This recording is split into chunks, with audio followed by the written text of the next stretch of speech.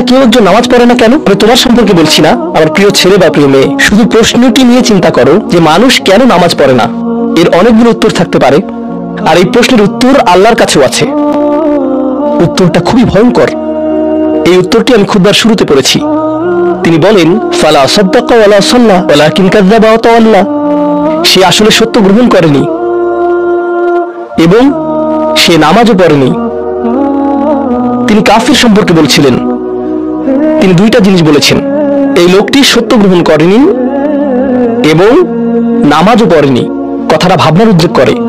যদি বলা হয় সে সত্য গ্রহণ করেনি, আমার আশা হলো তিনি বলবেন লা সাদ্দাকা ওয়ালা আমানা, কিন্তু তিনি বলছেন লা সাল্লা। এর মানে হলো আল্লাহর সত্য গ্রহণ করার ব্যাপারে তোমার অন্তরে কিছু একটা মিসিং আছে। না না না, বাচ্চাটা বলে আমি আল্লাহকে বিশ্বাস করি, আমি মুসলিম। হ্যাঁ, তুমি এখানে মুসলিম, তোমার মাথায়। কিন্তু এই সত্য তো শুধু তোমার মাথার জন্য না, এই সত্য তোমার অন্তরের জন্য। তুমি এখনো অনুভব করছো না যে ব্যাপারটা কেমন সিরিয়াস। তুমি এখনো উপলব্ধি করছো না যে এটা কি। মাঝে মাঝে কোনো বিষয় তুমি জানো হয়তো, কিন্তু এই নিয়ে চিন্তা করা থেকে পালিয়ে বেড়াও। এটা সত্য, তুমি জানো বিষয়টা কিন্তু চিন্তা করতে চাও না। আর তাই এটা যেহেতু মিসিং, ঠিক এই কারণে আমি সহজেই নামাজের কথা ভুলে যাই কখনো কখনো, এবং তুমিও ভুলে যাও কখনো কখনো। এমনটা ঘটে কারণ আমাদের অন্তর কিছুটা বিভ্রান্ত হয়ে পড়ে। দিনের এই সত্যতা, আল্লাহকে সেই সত্যতা, সেই অকাট্য সত্যতা আমাদের মস্তিষ্কের পেছনের কোনো একটা সেলফে গিয়ে পড়ে থাকে। আমরা অন্য কিছুতে ব্যস্ত হয়ে পড়ি এবং এই নিয়ে আর চিন্তা করি না। আল্লাহ এটাই বলেছেন। সুতরাং তোমার নামাজ পড়া আল্লাহর প্রয়োজন নেই। এমনকি তুমি যদি নামাজ পড়ো, আমি পড়তে বলছি এই কারণে, তখন কি করো? নামাজের জন্য কিভাবে নিয়ত করো? তখন আমি 4 রাকাত নামাজ পড়বো, দাঁড়ালাম, কারণ আমার আব্বা বারবার পড়তে বলছেন। আল্লাহু আকবার। নবী সাল্লাল্লাহু আলাইহি সাল্লাম আমাদের বলেছেন, নিয়ত সঠিক না হলে কাজের কোনো মূল্য থাকে না। ইন্নামাল আমালু বিন্নিয়াহ, ইন্নামাল আমালু বিন্নিয়াত। এমনকি যদি তুমি কাজটা করেও থাকো কিন্তু তোমার নিয়ত ছিল আমি শুধু তোমাকে নিয়ত করি, এটাই তোমার নিয়ত, তখন এই নামাজ আমার যেমন কোনো উপকার করবে না, ঠিক তেমনি তোমারও কোনো উপকার করবে না। তোমার সত্যিকারের আন্তরিক নামাজ থেকে একমাত্র যে উপকৃত হবে সে হলো তুমি নিজে। এখন এটাই সেই প্রশ্নের উত্তর যে কেন একজন মানুষ নামাজ পড়ে না। আরো দুইটা কথা তোমার সম্পর্কে বলতে চাই। তার মাঝে একটা হলো নামাজ পড়ার উদ্দেশ্য কি, কোন কারণে পড়বো। কারণ তুমি হয়তো ভাবছো নামাজ পড়ার উদ্দেশ্য হলো তুমি যেন জাহান্নামে না জ্বলো। নামাজ পড়ার উদ্দেশ্য হলো তুমি যদি নামাজ না পড়ো আল্লাহ তোমাকে ঘৃণা করবেন। নামাজ পড়ার উদ্দেশ্য হলো তুমি যদি নামাজ না পড়ো তুমি শাস্তি পাবে, অথবা তুমি আর মুসলিমই থাকবে না, ফেরেশতারা তোমাকে অভিশাপ দিবে। সমস্ত নেতিবাচক বিষয়। আল্লাহ ওই সমস্ত উদ্দেশ্যের কথা উল্লেখ করেননি। নেতিবাচক কিছু থেকে মুক্তি পাওয়া নামাজের মূল উদ্দেশ্য নয়। নামাজের মূল উদ্দেশ্য হলো ইতিবাচক কিছুর দিকে ছুটে চলা, এটাই নামাজের উদ্দেশ্য। এমন দুই ছাত্রের মধ্যে পার্থক্য জানো? একজন লেখাপড়া করে যেন সে ফেল না করে, আর অন্যজন লেখাপড়া করে কারণ সে ওই সাবজেক্টটা পড়তে ভালোবাসে। একজন ছাত্র পড়ালেখা করছে পজিটিভ কিছুর জন্য, আর অন্যজন পড়ালেখা করছে কারণ সে এমন কিছু থেকে বাঁচতে চাচ্ছে যা নেগেটিভ। একজন কর্মচারী তার চাকরিটাকে দারুণ ভালোবাসে, আর অন্য একজন কর্মচারী শুধু চায় সে যেন চাকরিটা না হারায়। তারা একই চাকরি করছে, একেবারে অভিন্ন চাকরি, কিন্তু একজন চাকরিটা করতে পেরে কি যে খুশি, কত যে আনন্দ তার, আর অন্যজন খুবই হতাশ, সবসময় মনমরা ভাব। কেন? কারণ তাদের একজন এটা করছে ক্ষতিকর কিছু থেকে মুক্তি পাওয়ার জন্য, আর অপরজন এটা করছে উপকারী কিছুর দিকে ছুটে চলার জন্য। আল্লাহ কোরআনে যখন আমাকে নামাজ সম্পর্কে বলেছেন যে কেন আমাদের নামাজ পড়া দরকার, তিনি মূসা আলাইহিস সালামকে এই উত্তরটা বলে দিয়েছেন। যখন তিনি তার সাথে সাক্ষাৎ করেছিলেন তিনি বলেছেন আকিমিস সলাতা লিযিকরি, আর আমাকে স্মরণ করার উদ্দেশ্যে নামাজ কায়েম করো। তোমার নামাজ ঠিক রাখো যেন তুমি তোমার রবকে স্মরণ করতে পারো।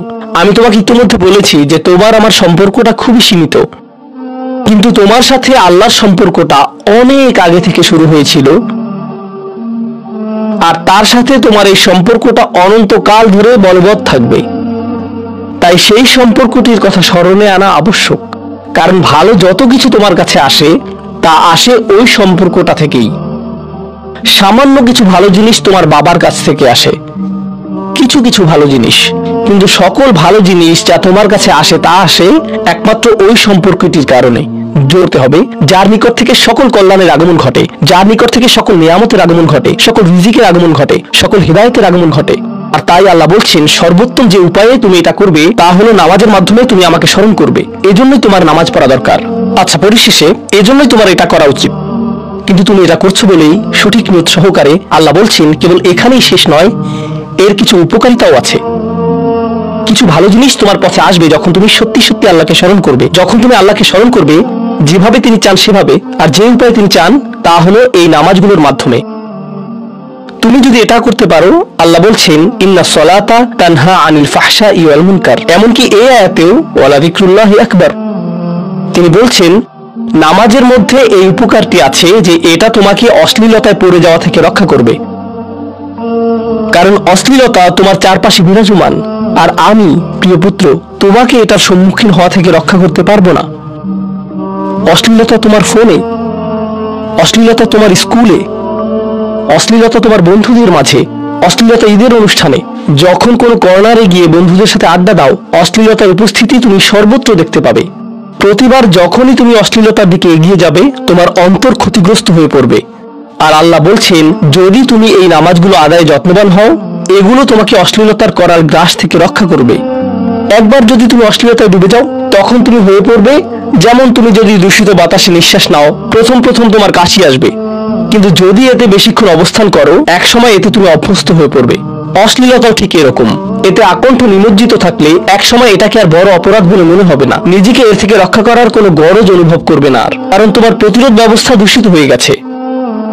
এরপর তুমি এমনকি আরো বিষাক্ত আচরণের জন্য প্রস্তুত হয়ে যাবে, এমনকি আর জঘন্য বিষয় ওয়াল মুনকার, এমনকি আরো ঘৃণ্য কাজও তোমার দ্বারা সম্পন্ন হয়ে যেতে পারে। অধঃপতনের অতল গহ্বরে হারিয়ে যাওয়া থেকে এই নামাজগুলো তোমাকে রক্ষা করবে। এই জন্যই তোমার নামাজ পড়া দরকার, এই সমস্ত কারণেই তোমার নামাজ পড়ার প্রয়োজন। আমি বলেছি এই জন্য না, এই সমগ্র ভ্রমণের শেষে সিদ্ধান্তটা সম্পূর্ণরূপে তোমার। কারণ আল্লাহ হয়তো আগামীকালই আমাকে নিয়ে যেতে পারেন, আল্লাহ হয়তো আমাকে 1 বছরের মধ্যেই নিয়ে যেতে পারেন। তোমার এবং আমার মাঝে যে এই সম্পর্কটা বর্তমানে আছে, এমনকি যদি আমরা 100 বছরও বাঁচি, আমরা এর চেয়ে বেশি বাঁচতে পারবো না। একটা সময় আছে যখন এর সমাপ্তি ঘটবে, কিন্তু ওই সম্পর্কটি, তুমি যদি সত্যি ওই সম্পর্কটি সম্মান করতে চাও, নামাজ পড়ো। তোমার প্রতি এটাই আমার উপদেশ।